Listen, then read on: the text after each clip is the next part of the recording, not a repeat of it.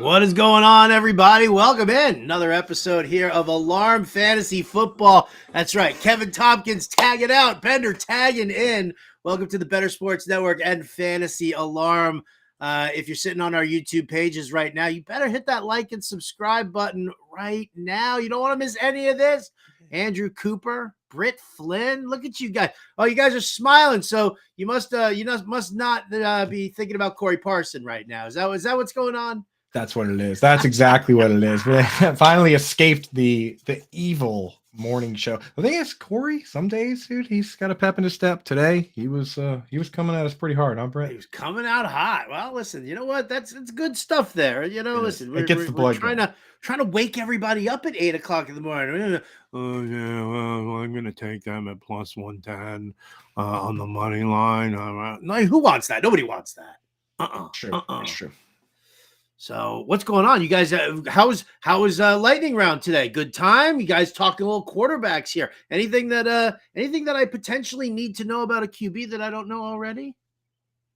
Well, I was talking about Anthony Richardson, and my betting article is going live or has gone live. I haven't checked fantasyalarm.com, but there were some interesting tidbits on Anthony Richardson and his touchdown line that I think could be quite tasty.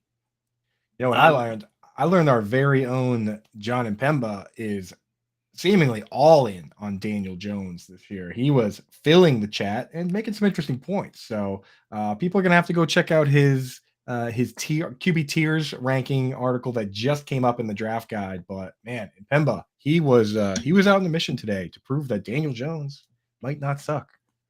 Well, he told everybody last year that they need to overinvest in Jalen Hurts, and that didn't suck either. So yeah. I'm gonna listen to J.I. on that one and make sure. For the record, yes, Britt, your article is up right now. 2023 NFL betting futures, pre-training camp player futures, and best bets, courtesy of Britt Flinn. Get your buns over to fantasyalarm.com right now. Make sure you sign up with us over there. The draft guide is, it's ridiculously good. It is first freaking rate. And then, of course, all the free content that's kind of creeping out there as well. Going to get you guys 100% ready for all your work over at in fantasy football this year. Fantasyalarm.com/draft guide. You can buy it there on its own. Comes with the cheat sheet, or you can get that all-pro subscription, which is much more bang for your buck indeed. You're going to end up with every sport, DFS, season-long betting, everything that we do over at fantasyalarm.com. And if you use that promo code Howard, that'll take 50% off your first 6 months. So, well, let's dive in. There's some good stuff going on here. As always, we like to kick it off with the news. So we throw it to our favorite anchor woman, Britt Flinn.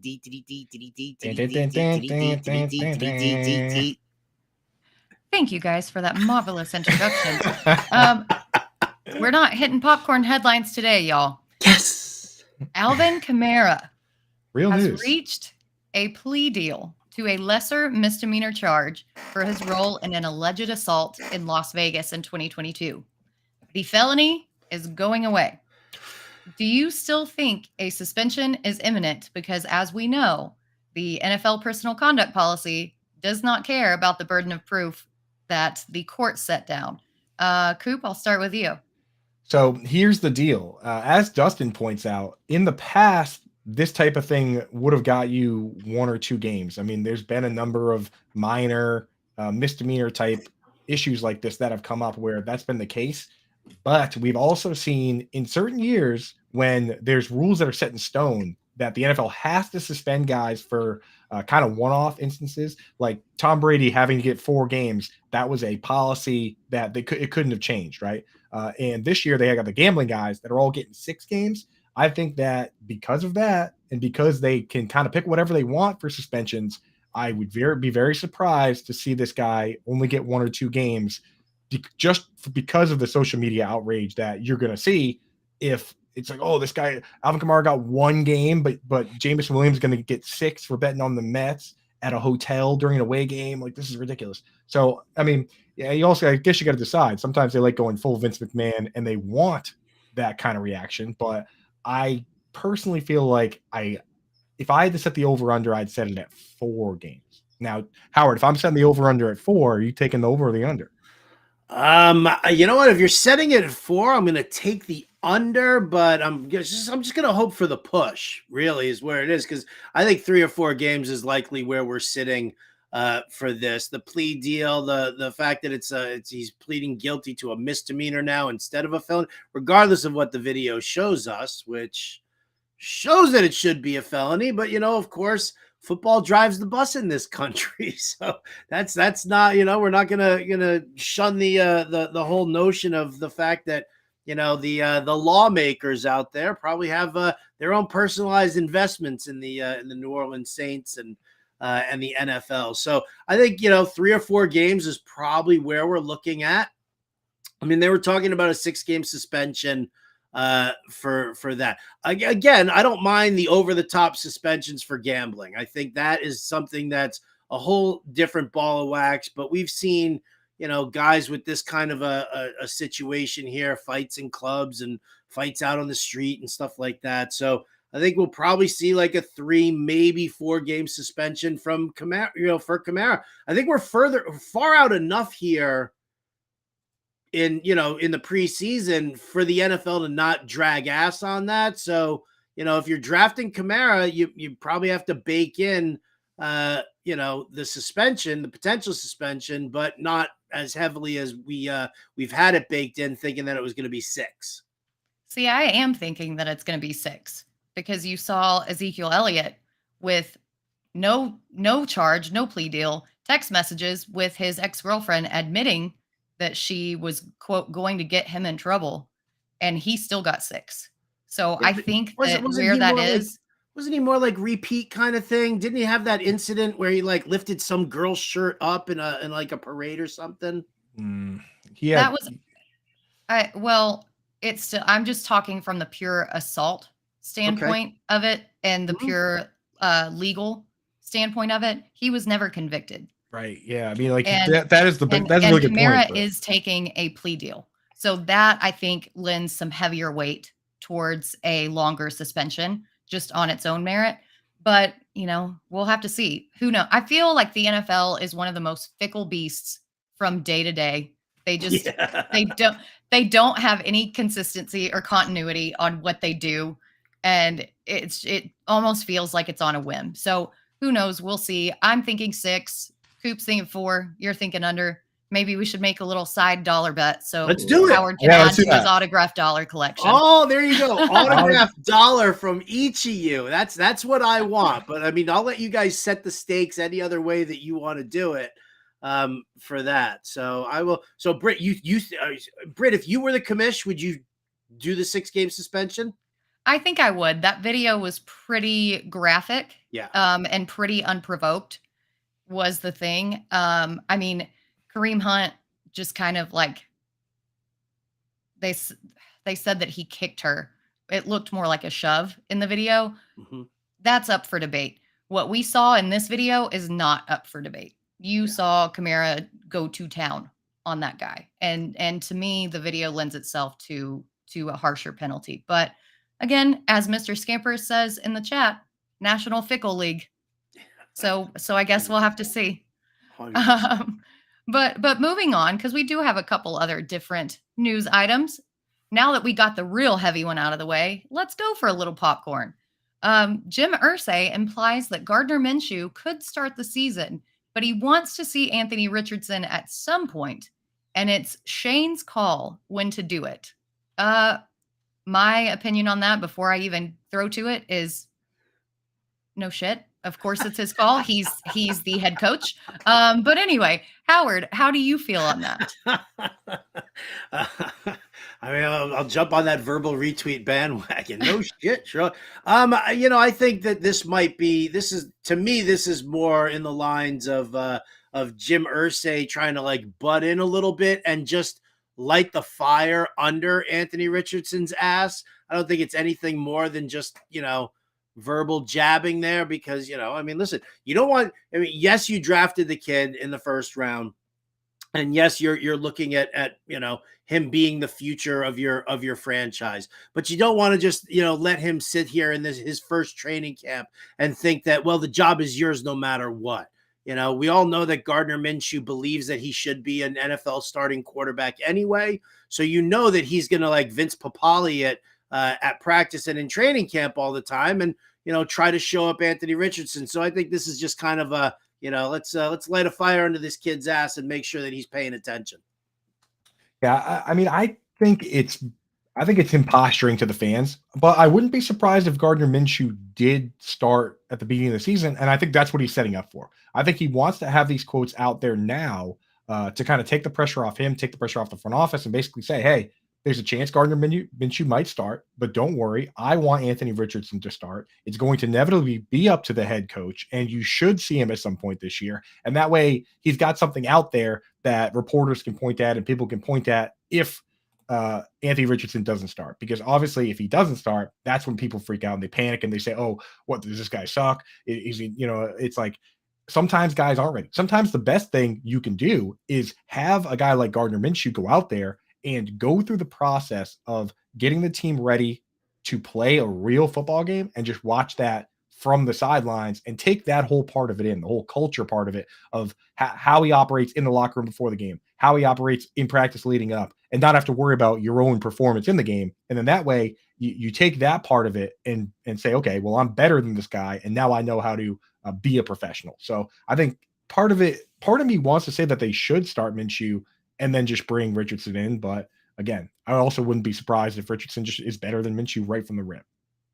Well, and credit to Jim Irsay for actually saying that it's Steichen's call when to do that, as opposed to Jerry Jones talking some kind of hieroglyphic speak and just leaving it all up to Boggle to decipher what he's saying.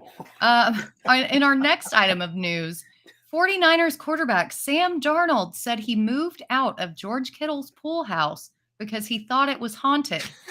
Now, we've all heard the trope of Sam Darnold seeing ghosts. That's an actual picture. Is he seeing real ghosts right now, guys? Coop, what do you make of this? Earn Dog pulled that actual picture of Kittle's pool house, and that's actually what it looks like. It's some pool house. That's pretty impressive. I'm not gonna lie. Nice, yeah. I want to change in that cabana. Yeah, I mean, that is just, dude, unbelievable. Especially with because the funny part is, I saw the clickbait title that was like, I'm scared, and I pulled up the comments, and it actually wasn't clickbait. Like, he actually said that he woke up and he thought there were ghosts there, and he mentioned New England, saying, it's not like I was seeing ghosts there, and he said he actually had to move out early. He was waiting there until he found a place. And he was like, I cannot stay here. It's too spooky. So, hey, maybe there are actual ghosts in Kittle's pool house. He needs to watch out.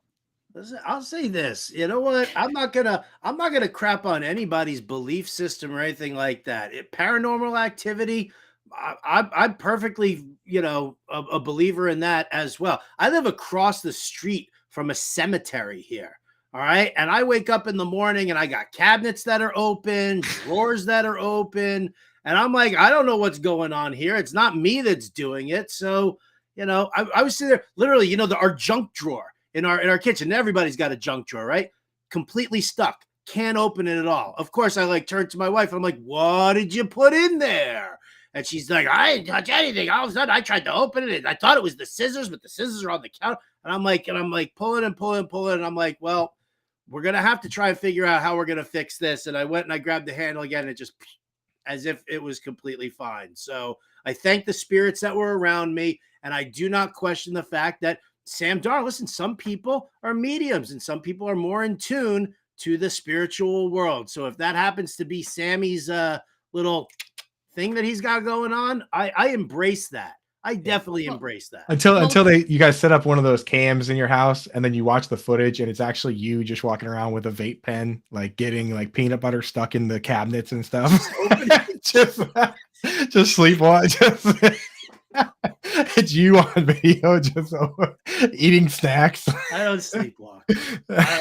Well, come on. I was gonna say, Coop knows that our Airbnb in Canton last year was Okay, haunted. all right. I don't believe in ghosts except that one. That house was haunted. That house was haunted. I don't believe in ghosts plural. I believe in one ghost, and it lives in that. And it was in the attic of our Airbnb in Canton.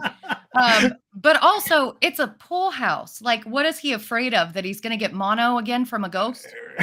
I don't know, man. Like, that is funny. I don't know. But anyway, enough paranormal activity talk. We're just going to actually get to some trash talk here. So Joe Burrow on the Chiefs offseason trash talk said, quote, "We will see them in December," and quote, "settle it on the field." Guys, do you think that this is likely? Howard, I'll go with you first.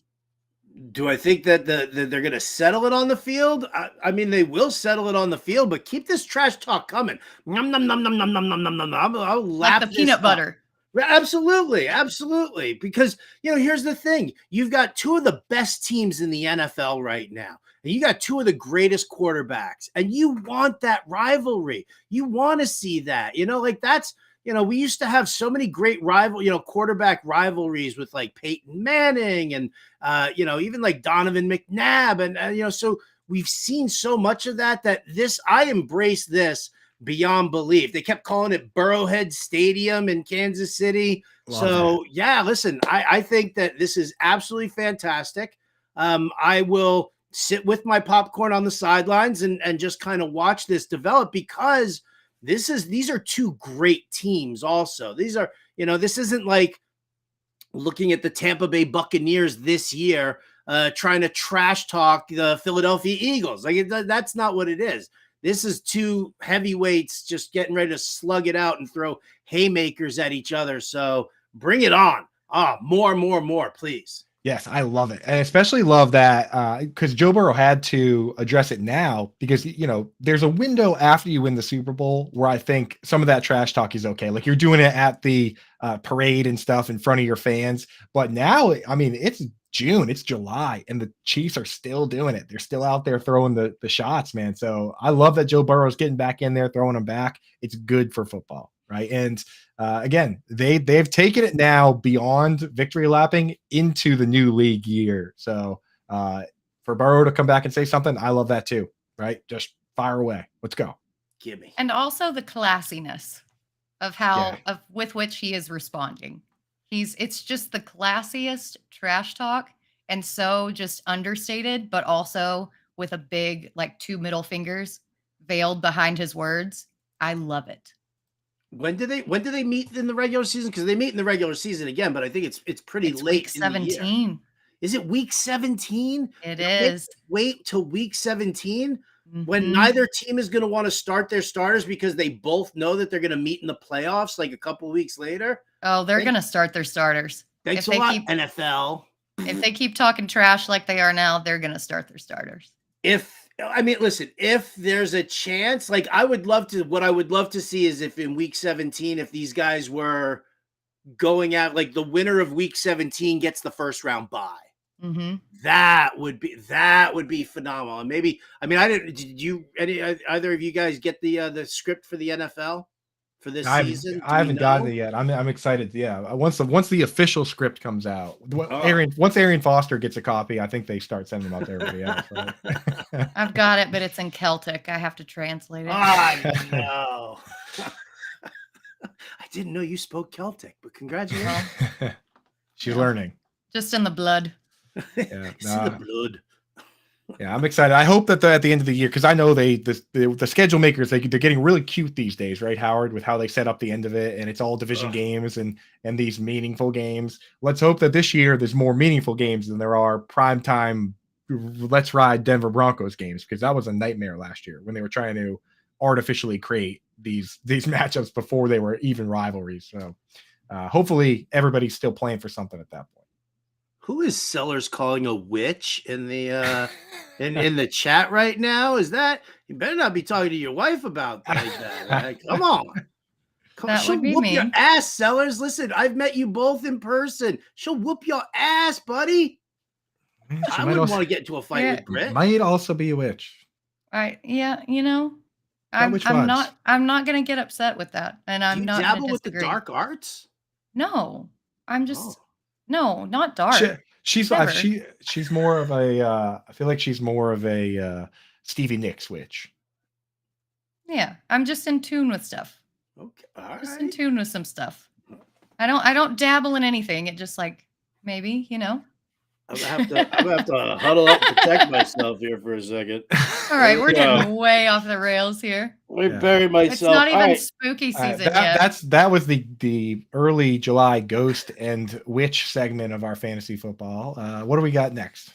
What do we got next? We got offensive lines. I mean, we're talking about the NFL draft guide and how great it is. So, that's one of the things that we've been doing here with the Alarm Fantasy Football Show is we're highlighting all the things in the draft guide that are going to help you all out there be better fantasy players. It's going to make, your running back decisions are going to be better. Your wide receiver choices are going to be better. Everything is how your roster construction, everything that you do is going to be better as long as just take a look at everything that we've got to offer. And Coop, you wanted to talk about some offensive lines. Dan Malin does the article. He's done it for like 4 or 5 straight seasons, and the article gets better and better and better. So let's dive into that and talk some offensive lines. And first and foremost here, I just get opinions from you guys. I'll start with you, Britt. The importance of knowing your offensive line and its strengths and its weaknesses with regard to fantasy. I think it's super important. We looked at Christian McCaffrey, and yeah, he was a great player and he was wonderful in every single aspect, but playing behind a poor offensive line got him hurt a lot. And then he went to San Francisco and put up this phenomenal season behind this amazing offensive line. It matters not only in terms of efficiency, in terms of how often you're going to run the ball and game script, but it also matters so much to your health. People just overlook that, how much it matters to your health. If you're not getting run into the ground every single time and you're not hitting contact as soon as you take the ball, it helps out immensely over the course of the season. There are a number of articles in this draft guide that I read every single year. Howard, I always read the offensive systems, and this one I always read. I always read this specifically because we have one tremendous example of how important offensive line is, and that was Todd Gurley's career. 2016, 278 carries, and he had 885 yards. That's only 3.2 yards a carry. The very next year, they go out, they get Andrew Whitworth, they bring back a former offensive line coach for the team, they add a bunch of other weapons. He had 278 yards, 885 yards the year before. He has 279 carries, one more carry for 1,305 yards, goes from 6 touchdowns to 13 touchdowns. A big part of that, Andrew Whitworth, perennial all-pro player coming over, anchoring that line. So you absolutely have to know what's going on. And we don't put enough effort into looking at who's leaving, who's coming in. Are they replacing guys? Are guys getting hurt? Are they retiring? And the beautiful thing is we don't really have to because Dan Malin does the whole thing for us, and it's up right now. So absolutely. I'm looking at the chat right now. Tommy getting the game. Do you remember the Broncos O-lines? They churned out 1,000-yard backs every year. That was Gary Kubiak and Rick Dennison. And Kubiak's, zone blocking scheme and the way Rick Dennison worked his offensive line and picked his players, guys who had good lateral movement, guys who could, move side to side and block in that zone blocking scheme. I mean, yeah, you're talking about guys like Mike Anderson, Orlandis Gary, Ruben Drones. I mean, these guys were terrible, which is why when Kubiak and Dennison went to Minnesota, I was like, get yourself some Dalvin Cook. Get it right now. And then all of a sudden, when Kubiak left and his son took over, I was like, get out on Dalvin Cook. You don't need it anymore. So, that whole thing. And when you looked at Kevin Stefanski, coaching alongside, Dennison and Kubiak, and he saw what was when he went to Cleveland, he brought all of that over to Cleveland. So I was like, how could you even think about avoiding Nick Chubb? Like, this is what it's all about. So let's dive into Dan's article here. Let's talk about some of the offensive lines. Again, you guys can get this as part of the Fantasy Alarm Draft Guide. And we won't give everybody away, but here, I'll start off with this one here. So Dan Malin ranks the Titans offensive line as dead last, and the Giants are sitting there at 29. So I guess that bodes the question of what's your level of concern for guys like Derrick Henry and Saquon Barkley. Coop, I'll start with you this time. Yeah, so personally, when I look at it, I'm going to be more concerned for Derrick Henry than I am for Saquon Barkley, simply because of the way Derrick Henry plays. Like, he needs the carries on the ground. He's not a big pass catcher. And the passes that, people say that they moved up for a little bit, when you go back and look, they were pretty heavily manufactured. And with these screens and stuff, you need a good offensive line. The screens don't work without the good O-line, right? You can't set it up. So when the passes are an extension of the run game, then you still need a good O-line. There's only a couple guys like Christian McCaffrey that have, and even the league leaders in receptions over 20 yards had 3 for running backs. Most of these catches are near the line of scrimmage. So I worry about that. With Saquon Barkley, if the line stinks, they just lean into him and his route running ability and his pass catching ability. And I think he's still going to be okay from that perspective. I'm still taking both guys in the second round because how good they are. But I mean, I would feel a lot better if Taylor Lewan didn't retire or didn't fall off. And they lost Nate Davis, that is honestly the bigger one because, he wasn't in line to be cut. They actually wanted him back and he just signed elsewhere. So not ideal. Britt, are you scared at all? See, I'm not that scared, especially with the Titans. I mean, they were dead last in pass blocking last year, but they actually ranked 14th in run blocking. And I think a big part of that is because they ask their tight ends and their wide receivers to block a ton to make up for that bad line. You look at A.J. Brown's last season with the Titans, he only had a 79.6 route participation because the other time he was on the field, he was blocking. And I think with that and then the way that Henry runs, he's going to be fine. It may actually hurt Chig and Burks if they're asked to block a little bit more because we know that Tennessee's not really a pass-heavy offense to begin with, but I think Henry's going to be fine. Hopefully they bring back Jeff Swaim because they lost Austin Hooper. He went to the Raiders. Jeff Swaim is still out there as a free agent, but I don't want my boy Chig hanging out in line blocking. So let's get one of these clunky guys in there to handle that. Well, Swaim, that's what I'm saying. You know that I don't want Burks blocking either. What's Mercedes Lewis doing? How old is he? He's wearing the Grinch slippers around his house. Let's get him out there. Let's get him on the squad, right? That would be perfect pairing. Yes. I'm going to shoot him a DM. While you do that, I'm going to talk about the Giants. But the Giants O-line stunk last year. Like, they were so stoked about getting Evan Neal, and he was a non-factor. But it was kind of the same thing. They were much worse against pass blocking than run blocking. Saquon did fine. And I'm more worried about him holding out than with his actual production. And with him, he also catches a bunch of targets. He's not like just a between the tackles guy. Right. So I think he's going to be fine. We don't like these guys behind poor offensive lines, but these guys are anomalies because they are bell cow backs and they are freaks of nature. So if it was, you ask me if Tony Pollard could play behind that line, I'd be a little nervous. And that's for me as a Tony Pollard fan. But with these two guys, with all their strengths and their athleticism, I think that they're going to be fine. Keep pulling it back to the Dallas Cowboys. It's like dealing with a female Jim Bowden all of a sudden here. Ay, ay, ay. I'm just poking you to get me a Cowboys counter. Is that what you want? You want Ernie? So every time Britt mentions the Cowboys, you have to play a "How about them Cowboys?" sounder. Number one. So that counts. She's allowed 5 mentions per show. First, I want that the news segment sounder when we pass over there. That's the first thing we need. The news. We need the news desk sounder. It's solid. It's solid. Well, pretty good. Record that so we can just play that one. All right, let's go from one side of the spectrum to the other side of the spectrum. You got the Detroit Lions. Malin's got them ranked number 3 on this list.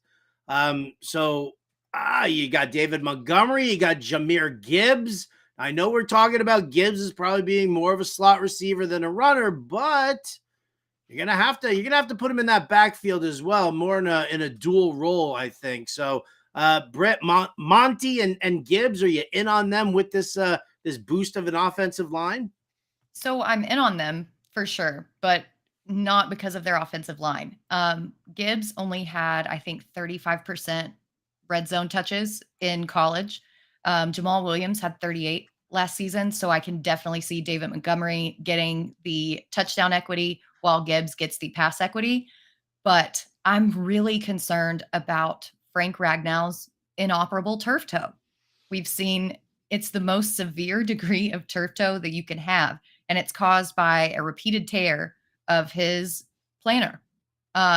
When you're trying to plant as a center and you can't operate on that and you have a bad toe, this is super difficult. And if you're thinking about running David Montgomery between the tackles when you have a center who's getting pushed off balance, that's going to be really, really hard. So it didn't seem to bother him much last year, but I am concerned if it flares up this year. I don't know if they'll both be RB1s, but I definitely think that they could both have RB2 value.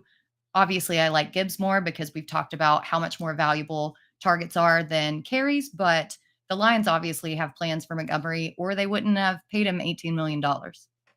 I've been saying it for years that they got to change the name of turf toe, because it makes it sound like it's like a rug burn or something when it's actually like a very serious toe injury. Doesn't it? It sounds like an Indian sunburn. Like you're like, what, turf toe? Get out there. I think they dumbed it down because everybody has trouble pronouncing plantar fasciitis. Yeah, like it should be like a permanent foot pain is what he's actually dealing with. So like, yeah. But I will say this, that I've seen this setup before where a team is very much going to be committed to the run and short pass game, especially because they have Jameis Williams suspended. Amon-Ra St. Brown's close to the line of scrimmage. Marvin Jones a little older. And Sam Laporta also going to be close to the line of scrimmage game. I think this is going to be a very dink and dunk heavy team. And I've seen on multiple occasions teams have two backs that actually both were RB1s for fantasy football. I mean, one example with Drew Brees, one of the dink and dunk champions of the world, had Mark Ingram, who finished as RB8, and Alvin Kamara, who finished as RB3. And Ingram was the David Montgomery on the team and got all the short yardage work and the goal line work. And then Alvin Kamara was just awesome, which Jahmyr Gibbs, if they're trading up for him in the first round, he better be awesome or fans going to be very disappointed. I've also seen it with Nick Chubb, where Nick Chubb, awesome. Kareem Hunt just got enough passes out of the backfield that they were like RB 10 and 11 in PPR. So I think it is entirely possible with this particular team and the fact that they have a quarterback that has zero interest in doing QB sneaks. He has no interest in ever running for his life, or, it's like he's just dying to slide, right? So I'm not worried about him in that situation. I'd much rather buy into one of these two guys than go to some of these other three-headed monster backfields with a mobile QB and pick one of those guys. So I kind of like both these players, not gonna lie, at ADP at least.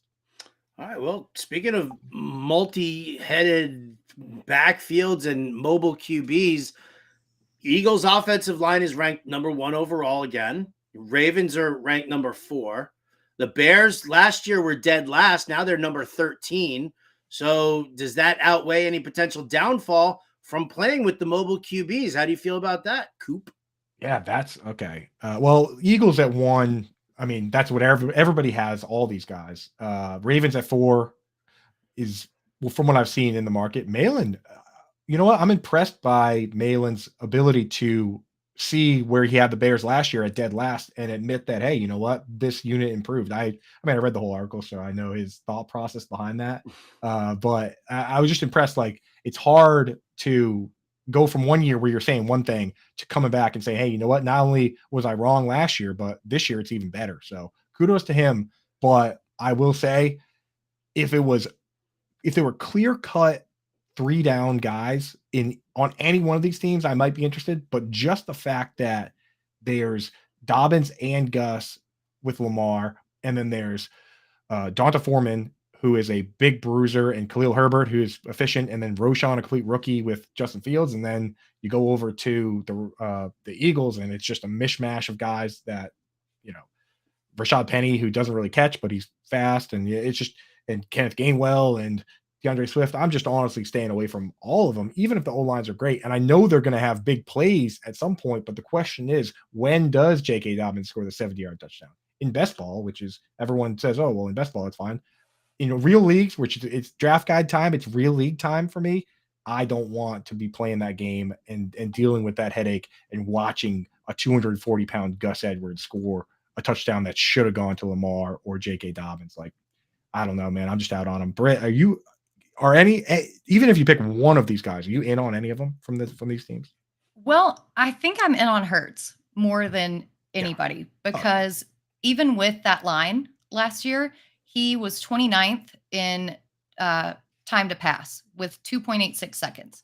Justin Fields actually had the third most time in the pocket to throw, even with that last ranked offensive line, with an average time in the pocket of 3.45 seconds. And Lamar Jackson came in ninth with 3.12. I think that the crux of this argument comes when you have to consider how many design runs are these players going to get. And you saw the Bears go out and get DJ Moore, which lends you to think that they're going to pass more and take off a little bit of that rushing upside that Fields has. Same thing with Lamar. They're bringing in Todd Monken. They say that they're going to pass more. I think it caps his rushing upside and his ceiling. Jalen Hurts, we know what we have with Jalen Hurts. We know what we have with that backfield. They also brought in two of the most injured running backs to head that backfield. I think Hurts' rushing upside stays the same. So it's a little counterintuitive to say, oh yeah, the line improved, but the quarterbacks aren't going to rush as well. But when you look at it in terms of more time to pass and more passing volume, it kind of makes sense. Okay. All right. Listen, I think you both make fantastic points, both on the quarterbacks and the running backs, in that scheme. And I think we're all kind of in lockstep really with, who we're happy with and who we're not. So let's go through the rest of Dan's article here real quick with a little game called Too High or Too Low. Not that there's anything wrong with being too high. I'm perfectly fine with that. You can pick one. He's either too high on this offensive line or he's too low on this offensive line. Britt, I'll go to you first. Who do you think he's either too high or too low on? So the Steelers seem too low. They're ranked 19th in this article. And even last year, as bad as they were 16th in run blocking and 14th in pass blocking. This year, they went out, they traded up, they got Broderick Jones from Georgia, who is phenomenal at run blocking, and then they got Isaac Seumalo in free agency. So how did you get these two improvement pieces on your line and you fall 3 to 5 ranks? It just doesn't really make too much sense to me. And I think that the Steelers are really going to be a dark horse this year and are going to way overperform on their current ranking. Coop, you want to rebut that and then pick one, or you want to verbal retweet it? And I'm going to verbal retweet that, especially because I think the scheme over there is easy. It's not easy, but no, it's a John Mpemba scheme. Right. It is 100% vanilla. Right. It's coachable. And Broderick Jones, I mean, this guy, I love that the Patriots traded that pick to the Steelers so the Jets couldn't get him, because the other day, Howard. Yeah, that was great. It was so savage. The other day, Howard, when you were talking about the exact kind of guy that you want, like a Trent Williams type guy that can go, yeah, here it comes, dude. What? Yeah. What? I'm not doing nothing. I'm not doing nothing here, Coop. What are you talking about? But so when you talk the other day, you were talking about like the Trent Williams type guys that as a tackle even can pull and get out in front. That's what they say this guy Broderick Jones can do, that creates crazy upside. The floor for him as an unpolished player is a little bit low, but that's what they say this guy is. So would have been great for your scheme. Just saying. One offensive line that I was looking at here, when I go through the players, I think that maybe there's some bias about the overall team versus the offensive line, which is the Houston Texans, because I think virtually everybody would agree that Laramie Tunsil's a good player, right? And I think Shaq Mason's all right. And Kenyon Green and Juice Scruggs are recent early picks that could pop this year. And obviously with a name like Juice Scruggs, we got to root for this guy. But I think that there's maybe a little bit of bias that with a new coach and a new QB and Vegas saying they're going to lose a lot of games, that maybe we're taking it out on the wrong players with some of these rankings, where I think the line, the actual unit, might not be that bad. Scott Quisenberry was terrible last year, as Malin pointed out in the article, but he's not even going to start for this team now. So I think that team might be all right. And they bring in Dalton Schultz, who rock solid run blocker. He can get in there and knock him around. So I think the Texans at 20 might be penalizing the line for something that is maybe out of their range. But I mean, last year they were bad. I will say that. Yeah, and you mentioned Kenyon Green. This kind of goes back to what we were talking about on A Better Morning Show. But Kenyon Green was named a finalist for the Lombardi Award, which is just the best like overall player. An offensive lineman was named a finalist for the Lombardi Award. That was ultimately awarded to Aiden Hutchinson. So Kenyon Green is in that same tier of guys. I think people are sleeping on him big time. All right, fantastic stuff. Listen, this is I want to talk more about. I want to dive in even deeper, but obviously we can't just give it away for free. You guys got to get that copy of that Fantasy Alarm NFL Draft Guide, 100%. FantasyAlarm.com/draft guide. Get it.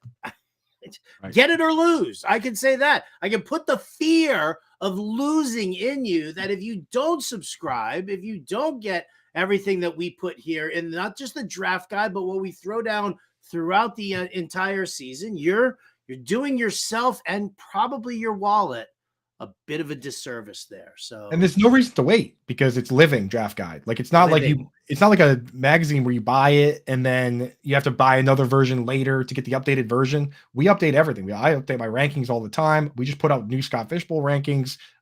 We have new articles dropping every day, and you get the old ones. It's the internet age, man. It's 2023. The draft guide is alive. It's 2023. Oh, geez. So I honestly, for a second there, right when I said it, I looked at Britt's face and I was like, did I say the year wrong? Dude, all last year, I was telling people I was 34, but I just turned 34 recently. And my wife was like, we got all the way to like April and I said it. And she was like, no, you're not. I was like, what are you talking about? So like, I feel like I'm playing with house money. I get a second year of being 34 now. It doesn't work like that. All right, before we start continuing, because what we're going to do now, after this quick brief message, is we're going to start diving into some questions that we found, that Coop found in the Fantasy Football subreddit. So you know what? You guys are all out there for Reddit. You're getting your questions answered right here on Alarm Fantasy Football. But before we get to that, let me remind you guys that it's time to play the Real-Time Sports Fantasy Football Best Ball Championship. Yeah, you want in on this. Compete for a grand prize of $25,000 with only a $20 entry fee. All right, so you can enjoy the draft. You get the best possible lineup each week automatically.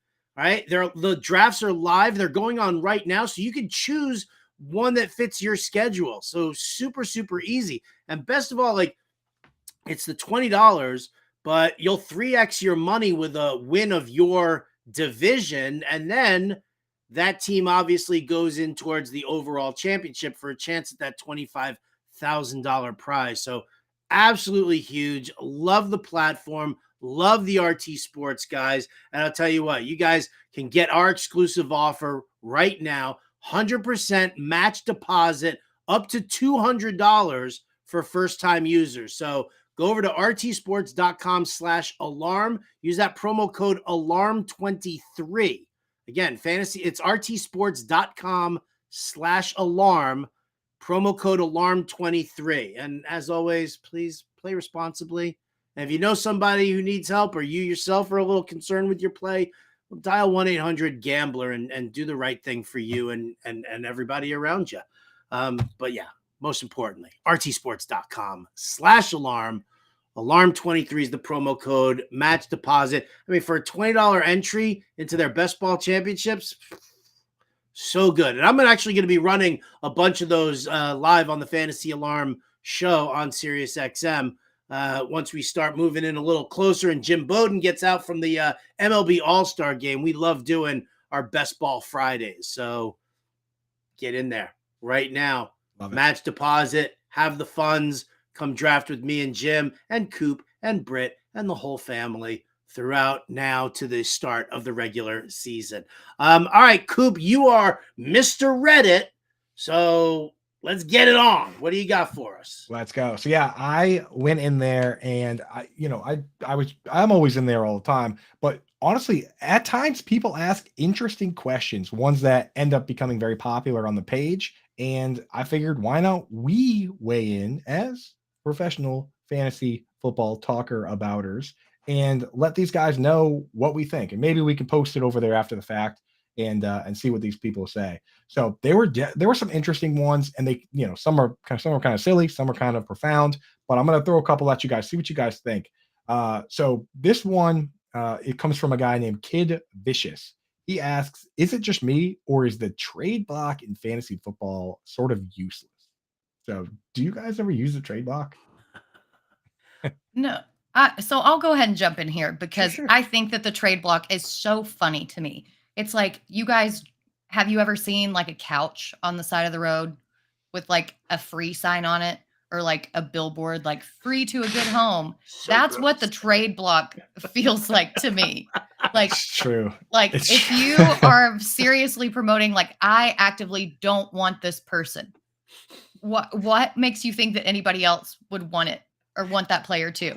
What makes you think that anybody wants your old, disgusting, cigarette smoke smelling couch? Nobody wants it. That is such a good analogy. It's such a great analogy because my wife is a total garbage picker. Like, there's like a table sitting in front of somebody's house that's just a bunch of crap on it, and it says free, and she starts looking at me like, what are you looking at? Stop it. So she's picking players off the trade block. She's walking around and seeing like Paris Campbell on there, and she's like, well, what's it going for? You put a giant on the trade block. I'm telling you, Britt, you're in the dirty laundry league, right? You and Sellers. There you go. You start loading up your trade block with giants, and Deb's gonna come sniffing around your door. That's good to know. That's locked in here mentally. Yeah. I honestly selling her out. I'll throw in a couch. Now that you point that out, my buddies really only use the trade block for like jokes, for like memes. Like the moment Bijan gets drafted, somebody puts Tyler Algier on there. Like that really is all it is for. So I think it is kind of useless. So anyway, we got some more here. User Zong King asks, who's an obscure NFL player that you'll always remember for helping you win your fantasy league? Howard, anybody that pops out to you that has a soft place in your heart for helping you win one of your leagues? Right. Speaking of the New York Football Giants, it was last year. Isaiah Hodgins. All right. 4 touchdowns in the last 5 games of the fantasy season and playoffs. I mean, it was unbelievable. Like, it was like 4 receptions, 5 receptions. I think he had one good game that was like multiple receptions there, but he just kept finding his way into the end zone.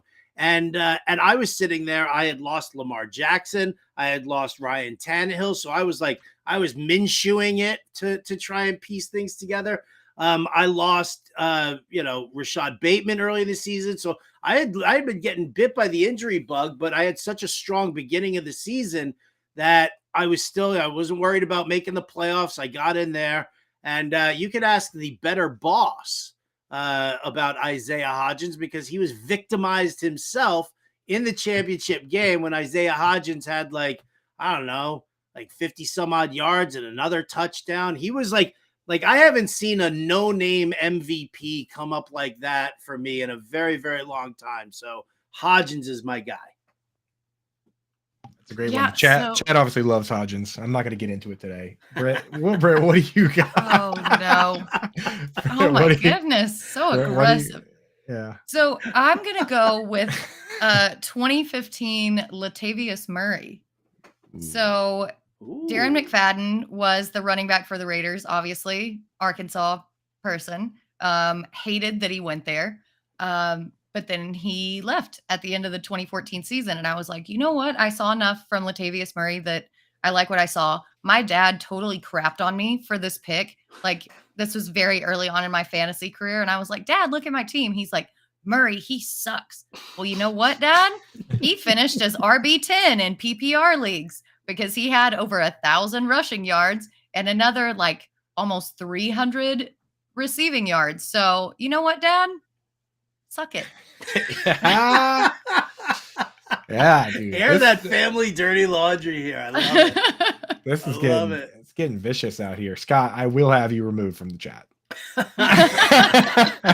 about you, Coop? You got somebody? Yeah, so I want to give an honorable. So we get the chat shouting out Brashad Perriman. That was a good one where he came out for the Bucks, crushed. I want to give a quick shout out to Tim Hightower, who people might remember. He came off. Yes. He came off the couch. He had 3 years out of the league to come off the couch to help people down the stretch. But for me, I have one I'll always remember because I actually, after I won the league, I bought his jersey because it was so funny because there was such a big argument about this player. And everyone remembers the player. It's Marquise Colston, the last NFL player to come out of Hofstra. But what people might not remember if they weren't playing fantasy football at the time is his rookie year. Yahoo! I know exactly where you're going here. Yahoo! Dude, he did like one workout with a team where they were like, maybe we'll have him play tight end. And Yahoo like must have seen that, and they categorized him as a tight end. Dude, he played 0 snaps at tight end, but they didn't switch it all year. So I'm starting him in my tight end slot. All my buddies are getting so pissed because he's not a tight end. In full PPR, he actually finished as a tight end 1 ahead of Tony Gonzalez. So I won the league with Marquise Colston in my tight end slot, and now I wear a Marquise Colston jersey to the draft like every year, just to remind the boys. So he'll always have a soft spot for. Yeah, thank you Yahoo for not fixing that. That was awesome.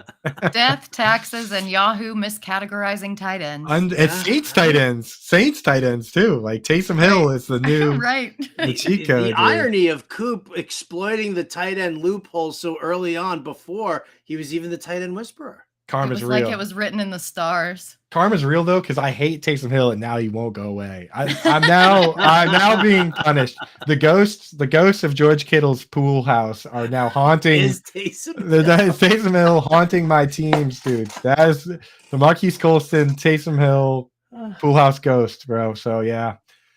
Chat, if you think of any others, throw them out there. Devontae Booker spot start, and that's another. Like there are so many where it's like I started Ryan Fitzpatrick in one league and he threw like 5 touchdown passes. There's so many of those throughout the years we could go through. But anyway, let's hit a couple more questions. We have a little bit of time here. Here's a real fantasy football question that I think is pretty interesting. So because we have ADP and stuff already in rankings, the Degenerator asks, does anyone have any takes on a possible number 2 wide receiver on their respective teams becoming the wide receiver 1? So for you guys, for fantasy purposes, it's like, a Jamar Chase, T Higgins situation where Chase always goes before Higgins. Is there any situation out there like that where you're saying, it's not even just ADP, I just straight up like the second wide receiver better? I got to jump in right here with my Cortland Sutton take. Yep. Right. Yes. I mean, everybody's drafting Jerry Jeudy like he's, the bee's knees. But listen, as much as I love Jerry Jeudy, we all know that Joe Lombardi's offense features the X receiver and it funnels targets his way. So that's Cortland Sutton. We saw it with the Chargers. I mean, we saw it with Michael Thomas in New Orleans, but we also saw it with a very similar situation in Los Angeles. Yes, Justin Herbert continued to lean on Keenan Allen, but if you look at the numbers from Mike Williams from year 1 to from year before Joe Lombardi to year after Joe Lombardi, the targets, I mean, they're not even close. The numbers aren't even close. And had Mike Williams actually stayed healthy, I mean, it would have been absolute banana cake. So give me Cortland Sutton here as the number 2, could end up as the number 1. Absolute banana cake. Britt, are there any wide receiver 2s you think could be absolute banana cake this year? Yeah, I think we saw a little snippet of it last season, and that's Brandon Ayuk over Deebo Samuel. Yes, Gary had in the chat. He's got the same Yeah, one. see, we wavelength. That's why we're buds. But you look at Ayuk in almost every single metric, he excels over Deebo, except for yards after catch. That's the only one. But his separation is so elite. And then when you think about the quarterback situation and the controversy and who's actually going to start, these quarterbacks aren't going to want to throw into tight windows. They're going to want to throw to the guys who have wide open spaces in front of them and room to run. And that guy's going to be Ayuk. And he was so good last year. At the tail end of last season, he's going to crush. I think I agree with Gary that he's a dark horse wide receiver 1 this year. Yeah, well, I'll give you a little sneak preview from I've been doing my research for my Vegas over-unders article, comparing them to ADPs. They got Deebo Samuel at 700. This is where they're setting his line. A couple years ago, he had 1,400 yards. Guys like, Justin Jefferson, Tyreek Hill, Devonta Adams are set at 1,300 yards for their over-under. Deebo Samuel this year with DraftKings is set at 725 yards. 725 yards. And Brandon Ayuk is set at 800. So DraftKings is sitting there saying, essentially they're saying that Debo needs to get either touchdowns or carries to beat that. So kind of wild, yeah, Britt, that one's for you in the chat, huh? Justin says Kyle Phillips over Treylon Burks. You want to make another autograph dollar bet, bud? Oh my Lord, this is just gonna get ugly. Just people coming at you, Britt, left and right. I'm not gonna lie though, I feel like I caught a stray. Me and Chig caught a stray bullet on that one too a little bit, because if Phillips is one and Burks is two, then I actually am also getting hit with like a phantom stray. I'll get hit with shrapnel on that one, dude. So phantom stray cats in George Kittle's pool house. Yeah, Dustin knows how to make it sting, dude. Very, very good ricochet shot there, Dustin. So I got one that I can throw out that I think would have a lot of people upset, and I don't actually rank it this way for those that are looking to potentially clip this and embarrass me on the internet. But I think that there is a world where the difference between a healthy Michael Thomas and Chris Olave isn't as drastic as some people may think. Last year, Chris Olave, he did get a lot of targets on a ghost ship type situation with no Michael Thomas and with Alvin Kamara banged up and a bunch of weirdos playing quarterback. This year, they're bringing in a brand new quarterback. Michael Thomas is supposedly going to be healthy. Last year, when the 3 games when he was healthy, he was on pace for 90 receptions, which would have been top 10 in the league, would have been more than Chris Olave had. He scored 3 touchdowns in 3 games. I don't necessarily think it's crazy for Derek Carr to look around and say, hey, you know what? If this guy's healthy, he is kind of a legendary type guy. He's actually, I mean, I know it's like dog years with wide receivers and running backs versus quarterbacks, but I mean, Michael Thomas is younger than Derek Carr. I don't think Derek Carr looks at Michael Thomas and thinks this guy's too old, right? So there's a world where at ADP especially, Michael Thomas is a pretty decent bet compared to Chris Olave. Now, maybe he gets hurt again, but if he's healthy, I don't think it's crazy. And you guys can call me crazy. I've had a lot of people calling me crazy on the internet, and I embrace it and I enjoy it. So send it in. I mean, listen, I get what you're saying. I mean, I get the opinion, no doubt about it. I'm not going to, speak out and say that you're absolutely crazy or that it's a healthy Michael Thomas is as possible as a Bigfoot sighting, like our good friend Scott Frankel says. But Sam Squatch. there's a lot of things that need to break right in that direction. Number one is Michael Thomas's mental state. Like, I want to know about Michael Thomas's mental state and whether or not he's like, is he in it to play football this year? Because, if anything goes south with him and Derek Carr, Michael Thomas is that guy who's like, I'm going to take my ball and go home. That's it. Yeah, it's possible. I mean, because it is 10 million with 15 million in incentives. There is a world where he says 10 million, that's fine. So see you later, right? Gary, to answer your question, who is the ghost ship this year? It's the Arizona Cardinals are this year's ghost ship. They are cutting people loose. They got guys with injuries, but somebody's got to get the ball. So maybe Marquise Brown, Rondell Moore, Greg Dortch, I saw mentioned, could get peppered. There you go. Gary's just, he's just kind of firing at pretty much every wide receiver too here. Pickens over Deontay. That ain't happening. No. Deontay, 140 targets every single year for Deontay. That's going to do it for us here. As always, we thank you all for tuning in, for liking and subscribing. Always make sure that you are sticking with us here at the Better Sports Network. Coming up next, you got the Fantasy Football Game Show from Front Yard Fantasy. So for Andrew Cooper, Britt Flinn, I'm Howard Bender. This has been the Alarm Fantasy Football Show. We'll catch you next time.